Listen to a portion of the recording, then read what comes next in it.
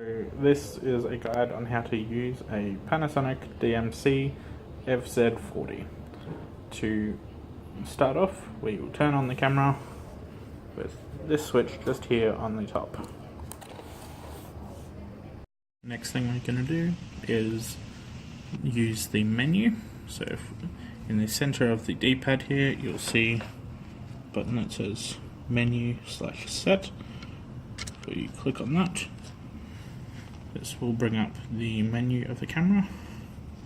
So if we then use the directional pad, we can scroll through all of the assorted menu items. We are now going to change the shooting mode from Intelligent Auto, symboled by the IA, onto Sports mode by rotating this until you see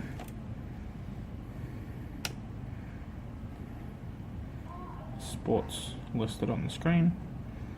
This is best for shooting moving subjects. Now we are going to change the shutter length. So using the dial on the top, we select S, which is shutter priority mode. And if we then move this little scroll wheel here in the top right corner and look down here, we can see the shutter speed changing depending what our need requires. This particular camera has 40 megabytes of internal storage built in, and it also has the capability to have a memory card inserted. This particular one has a 4 gigabyte card in, but that card can be as high as you want it to.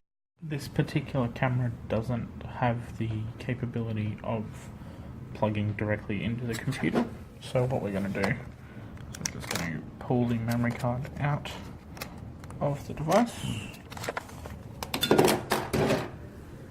and just plug it straight into the card reader on my laptop.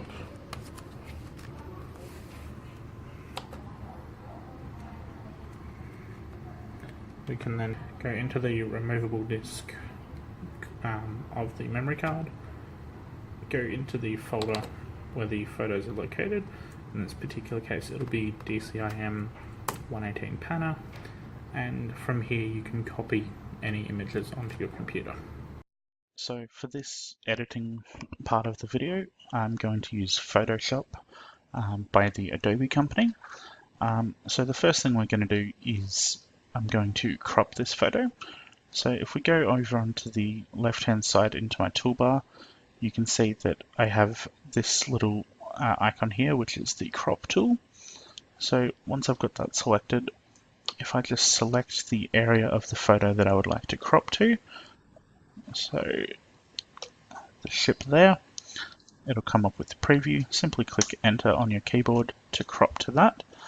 What I'm going to do now is just adjust the contrast. So if we go up to image up in the top here, go to adjustments, then brightness contrast. What I'm going to do is I'm going to put the contrast to 45, and I'm going to put the brightness down to -15. If I then click OK, that photo has now been adjusted, and you can see that it has made a considerable difference. So what I'm going to do now is print a photo. So I've got a few here from a previous unit. Easiest way to do this is if we right click on the photo and click print, it'll then bring up the print dialog window. So here we can select the printer.